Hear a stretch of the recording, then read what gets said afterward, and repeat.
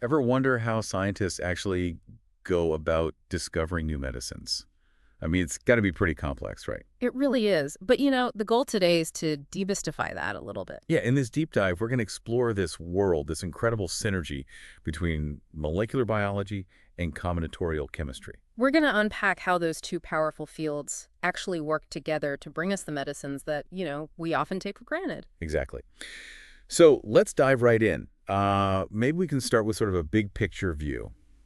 How do these two fields, molecular biology and combinatorial chemistry, how do they actually fit together in this whole process of drug discovery? Well, think of it like this. Molecular biology, it's like the detective, right? It goes Okay. in, it identifies the culprit in the disease, the specific molecules or pathways that are going wrong.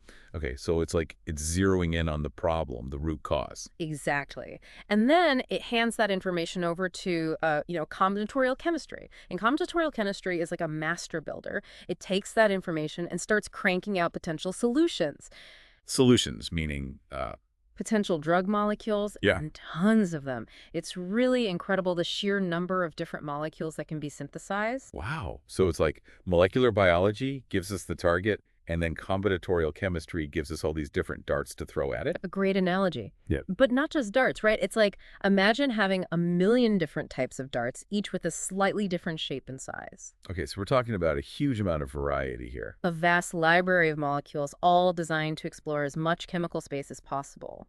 It's like casting a really wide net to try to catch that elusive cure. That makes sense. Now, I'm kind of curious to dig a little deeper into each of these sides of the coin. Mm.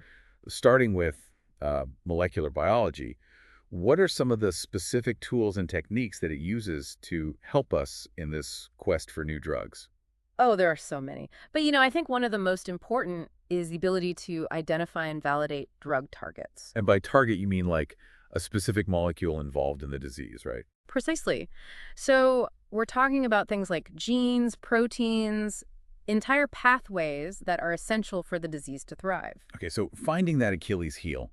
And how do we actually do that? How do we find these targets? Well, molecular biology has given us an incredible toolkit for this. We've got genomics, transcriptomics, proteomics, all these RIomics that allow us to study the inner workings of cells in incredible detail. So it's like we're getting a really high-resolution picture of what's happening inside these cells. Exactly. And then we've got techniques like gene knockout or knockdown using things like siRNA or even CRISPR. CRISPR, that's the gene editing technology, right? The one that's been making headlines. Yeah, exactly. It's a powerful tool that lets us essentially silence specific genes and see what happens. Does the disease slow down? Does it stop altogether? So it's like we're running these experiments to figure out which targets are really important, the ones that are driving the disease. Exactly. And that's just the beginning. Yeah. Once we have a validated target, molecular biology helps us produce large quantities of that target in a purified form. Why is that so important? Yeah. What do we do with all that purified target? Well, for one, it allows us to study its structure, understand how it works at a molecular level,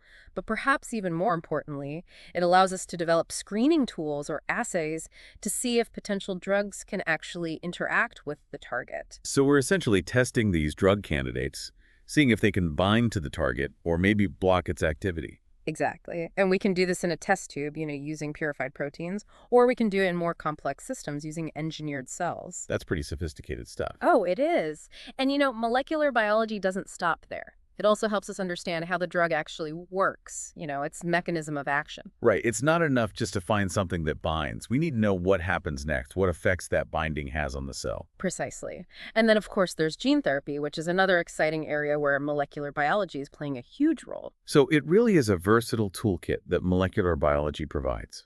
Absolutely. It's like the foundation upon which so much modern drug discovery is built. Right. Okay, so we talked a lot about molecular biology. Now let's shift gears a little bit and talk about combinatorial chemistry. You mentioned earlier that it's all about creating vast libraries of potential drug molecules. Tell me a bit more about that. How does that actually work?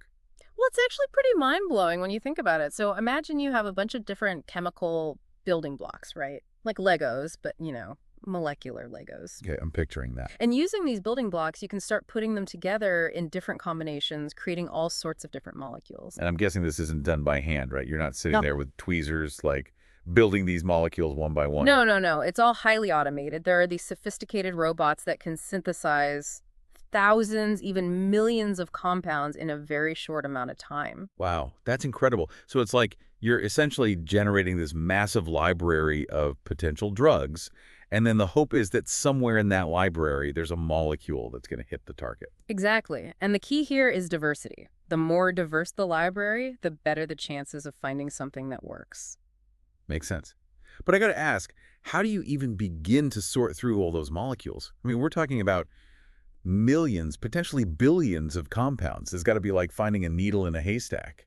Yeah, it can feel like that, but thankfully we have some pretty clever strategies for identifying the active compounds, the ones that actually hit the target. We call this process deconvolution. Deconvolution. Okay, so it's like unmixing the haystack and figuring out which piece of hay is the needle. Exactly. And there are different ways to do this. Some methods involve tagging each molecule with a unique identifier during synthesis, like a little barcode.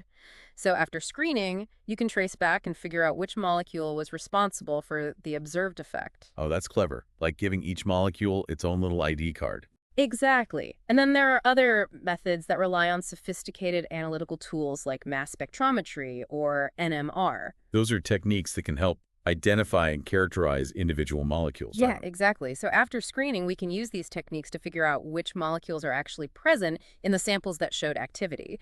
It's like, a detective using fingerprints to identify a suspect. Okay, that makes sense. So we've talked about how molecular biology gives us the targets and how combinatorial chemistry gives us this massive library of potential drugs. But how do these two pieces actually come together in practice? How do we actually screen these libraries and find the hits? Well, the most common approach is called target-based high-throughput screening, or HTS for short. It's pretty much what it sounds like. So we're taking those huge libraries of molecules and testing them against our purified target. Exactly. And because we're talking about such large numbers, we need to automate this process as much as possible. Right, you can't really be pipetting these things by hand. No way. So we use these robotic systems that can handle hundreds, even thousands of samples at once, testing each one against the target. Wow. So it's like you're running this massive parallel search trying to find the molecule that fits the lock. That's a great way to put it. And it's a very powerful approach. In fact, it's been responsible for the discovery of many of the drugs we use today. That's pretty amazing. Now, I've also heard about these things called DNA-encoded libraries, or DELs.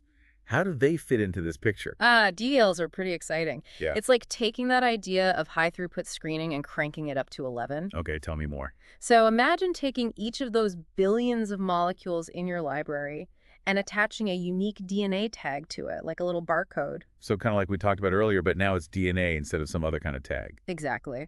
And the beauty of DNA is that it's incredibly information dense. You can pack a lot of information into a very small space. Okay, I see where this is going. So we're using DNA to track each molecule in this massive library. But how does that actually help us find the hits? Well, because we're using DNA, we can use the power of DNA sequencing to identify the molecules that bind to our target. It's like, running a Google search for a specific gene sequence. So we screen the entire library against our target, and then we sequence the DNA from the molecules that stuck. Precisely. And that tells us exactly which molecules are the winners, the ones that have potential as drugs. It's an incredibly powerful technique. I can see why people are excited about that. Now, what about those display technologies I've heard about, like phage display and things like that? Those are a little different. So in those technologies, we're not actually creating libraries of small molecules. Instead, we're creating libraries of peptides or proteins. Okay, so it's like instead of building molecules from scratch, we're using the cell's own machinery to make these larger biomolecules. Exactly. And then we use molecular biology tricks to display these peptides or proteins on the surface of viruses or cells. And then we screen those against our target. Exactly. So it's a different approach, but it can be very powerful for finding drugs that target, specific protein interactions. That's fascinating. So we've got all these different approaches, but they all ultimately rely on this fundamental synergy between molecular biology and combinatorial chemistry. Yeah, it's really a beautiful partnership. And, it's important to remember that this isn't just some abstract scientific concept. This partnership has actually led to real-world drugs that are saving lives every day. Oh, yeah, for sure. Like, think about the drugs that target proteases in HIV or kinases in cancer. Those are direct results of this synergy. Exactly. It's a testament to the power of interdisciplinary science, but, there are still challenges. We're constantly trying to improve the process, make it more efficient, more effective. What are some of the key challenges that researchers are facing in this field? Well, one of the big ones is designing better chemical libraries. We want to make sure that the molecules we're creating are actually drug-like, that they have the right properties to be absorbed by the body and reach their target. So it's not just about finding a molecule that binds. It's about finding a molecule that can actually be developed into a drug. Exactly. And then there's the challenge of making the screening process even more efficient. We're generating massive amounts of data, and we need to find better ways to analyze that data and pick out the most promising candidates. Right. I imagine AI and machine learning are playing a big role in that. Oh, absolutely. They're already helping us to design better libraries, predict drug properties, and analyze data in ways that we could only dream of a few years ago. So it sounds like the future of drug discovery is pretty bright. I think so.